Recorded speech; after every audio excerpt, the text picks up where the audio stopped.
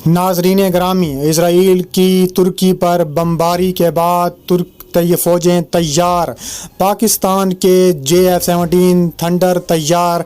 क्या पाकिस्तान तुर्की के साथ मिलकर इसराइल को मुंह तोड़ जवाब देगा?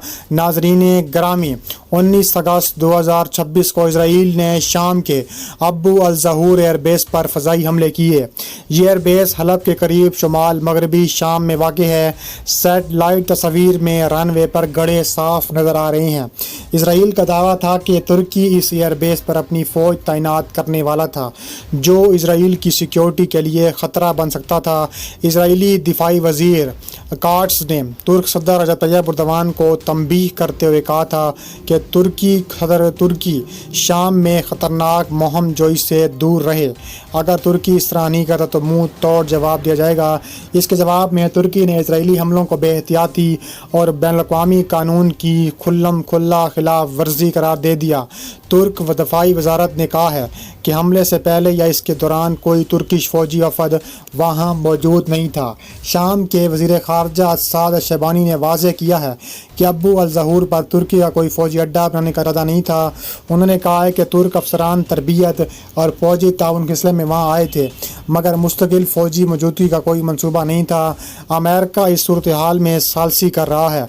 अमेरिकी खसूसी एलची टॉम बैरक और इसराइल में अमेरिकी सफ़ीर ने कहा है कि इसराइल, तुर्की और शाम के दरमियान डेकनफेशन मैकेनिज़्म यानी तसादुम रोकने का निज़ाम कायम करने की कोशिशें जारी हैं।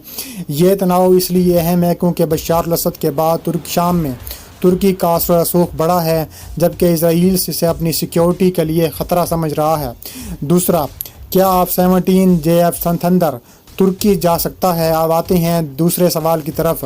क्या पाकिस्तान का JF-17 थंडर लड़ाका तैयारा तुर्की जा सकता है? क्योंकि मक्का डिफेंस एग्रीमेंट के बाद आर्टिकल 5 की तरह एक मैकेनिज़्म कायम हो गया है, यानी कि एक पर हमला 3 पर हमला समझा जाएगा, जिसमें सऊदी अरब, तुर्की और पाकिस्तान शामिल हैं। और मुख्तसर जवाब ये है कि इसके इम्कानात बहुत ज़्यादा हैं, क्योंकि इसकी कुछ वजूहात भी हैं। एक तो तुर्की नेटो का रुकन मुल्क है, लेकिन नेटो के आर्टिकल 5 के एक्टिव होने का फ़िलहाल कोई सवाल पैदा नहीं होता, क्योंकि ये इसराइल भी जानता है। इसके पास पहले से अमेरिकी F-16 तैयारों का एक बड़ा बेड़ा मौजूद है। इसके अलावा तुर्की ने हाल ही में यूरोफाइटर टाइफून तैयार हासिल करने का मुआहदा किया है ताकि अबूरी ज़रूरियात पूरी कर सकें। सबसे अहम बात यह है कि तुर्की अपने 5वीं नस्ल का स्टेल्थ लड़ाका तैयारा कान खुद तैयार कर रहा है। इस मंसूबे पर तुर्की पूरी तवज्जो दे रहा है और अमेरिका से इंजनों की मंजूरी भी मिल चुकी है। JF-17 थंडर पाकिस्तान और चीन का मुश्तरका मंसूबा है।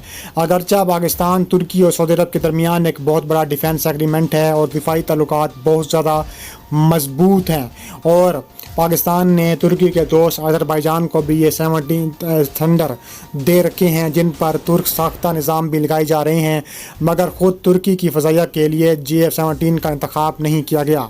माजी में जब तुर्की और अमेरिका के ताल्लुकात कशीदा थे तो JF-17 का जिक्र ज़रूर आया था, लेकिन अब तुर्की की तरजीहात बदल चुकी हैं। वो अपने मकामी तैयारे कान पर तवज्जो मरकूज़ किए हुए हैं और मगरबी तैयारों के ऑप्शन भी खुले रखे हुए हैं। अलबत्ता पाकिस्तान, टर्की और अज़रबैजान के दरमियान सहअफ़रीकी दिफाई ताउन मज़ीद बढ़ता जा रहा है। इसके अलावा कहा जा रहा है कि शाम में इजरायली हमले ने तुर्की और इसराइल के दरमियान तनाव को मज़ीद बढ़ा दिया है, मगर दोनों ममालिक अभी बराह रास्त तसादुम से बचे हुए हैं और अमेरिका सालसी कर रहा है।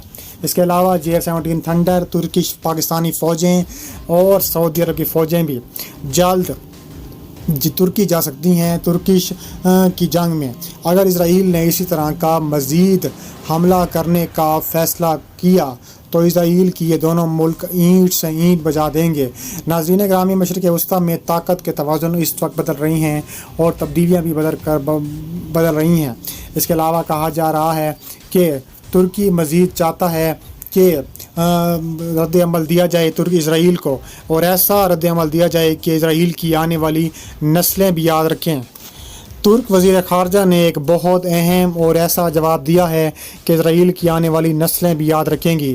انہوں نے نیتن یاہو کی پالیسیاں اسرائیل خطے اور بین الاقوامی سلامتی کے لیے خطرہ قرار دے دی ہیں، اور انہوں نے پاکستان اور سعودی عرب کے معاہدے کو ایک تاریخی قرار دیتے ہوئے کہا ہے کہ اگر اسرائیل نے اس طرح کے حملے مزید کیے تو یہ دونوں ملک ایکٹیو ہو جائے گا اور ہمارا ڈیفینس ایگریمنٹ بھی ایکٹیو ہو جائے گا۔ وزیر خارجہ حاکان فیدان نے کہا ہے کہ اسرائیلی وزیر اعظم بنجامن نیتن یاہو کی پالیسیاں اور حکومت اسرائیل خطے اور بین الاقوامی سلامتی کے لیے بوجھ ہیں۔ فیدان نے جمعے کو ابوظہبی میں شائع ہونے والے اخبار دی نیشنل کے ساتھ ایک انٹرویو میں کہا ہے کہ نیتن یاہو کی حکومت کی پالیسیاں صرف ہمارے لیے مسئلہ نہیں ہے۔ انہوں نے کہا ہے کہ اسرائیلی پالیسیاں اور ان کی حکومت خطے کے لیے ایک بوجھ اور بین الاقوامی سلامتی کے لیے ایک خطرہ تشکیل دیتی ہیں۔ فیدان نے انقرہ اور تل ابیب کے درمیان بیان بازی کے کھلے تصادم میں تبدیل ہونے کے امکانات کو مسترد کیا ہے۔ انہوں نے کہا ہے کہ آپس میں تصادم کی کوئی وجہ نہیں ہے۔ ہمارے صدر رجب طیب اردوان سلامتی اور حکمت کے رہنما ہیں جو کسی چیز کے لالچ میں نہیں آئیں گے۔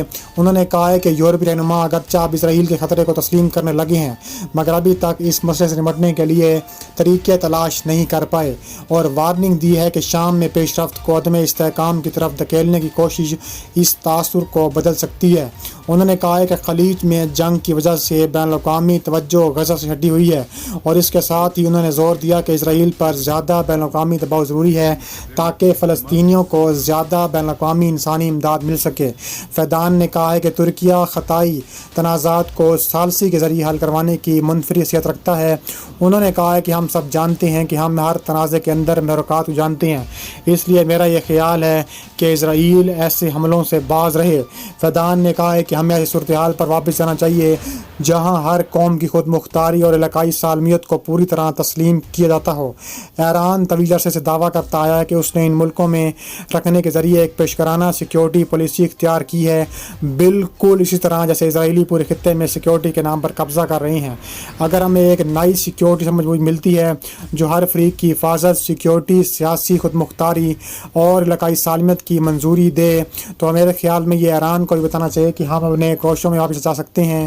اس کے علاوہ فیدان نے کہا ہے کہ وہ سمجھتے ہیں کہ ایران اور امریکہ کے درمیان جنگ بندی برقرار رہ سکتی ہے، اور انہوں نے کہا ہے کہ یہ ختم بھی ہو سکتی ہے۔ اس کے علاوہ ترکی F-35 بھی جلد خریدنے لگا ہے، اس کے لیے کانگریس F-35 کی منظوری دے ترک امریکی تنظیمیں سامنے آ چکی ہیں۔ 7 ترکش امریکی تنظیموں نے امریکی کانگریس کے ارکان کو بھیجے گئے خط میں قانون سازوں پر زور دیا ہے کہ وہ ترکیہ کو F-35 جنگی طیاروں کی فروخت کی حمایت کریں۔ خط میں کہا گیا ہے کہ تقریباً 75 سالہ نیٹو اتحادی اور سیکیورٹی سفارتی شراکت داری کے طور پر جمہوریہ ترکی کی امریکی دفاعی نظام تک مسلسل رسائی بنیادی امریکی اسٹریٹجک مفادات کے عین مطابق ہے، اس لیے ہم احتراماً درخواست کرتے ہیں کہ ترکی کو جلد از جلد امریکی F-35 جنگی طیاروں کی فروخت کی حمایت کریں۔ خط میں مزید کہا گیا ہے کہ اس سودے کی حمایت کرنا نیٹو کے اتحاد، علاقائی استحکام اور حقیقی بڑھتی ہوئی قدر کے حامل دو طرفہ تعلقات میں ایک سرمایہ کاری ہے۔ ہم آپ کی حمایت کے طلبگار ہیں اور اس سلسلے میں مزید بات چیت کے موقع کا خیر مقدم کرتے ہیں، اس لیے ترکی جلد ہی یہ طیارے خریدنے والا ہے۔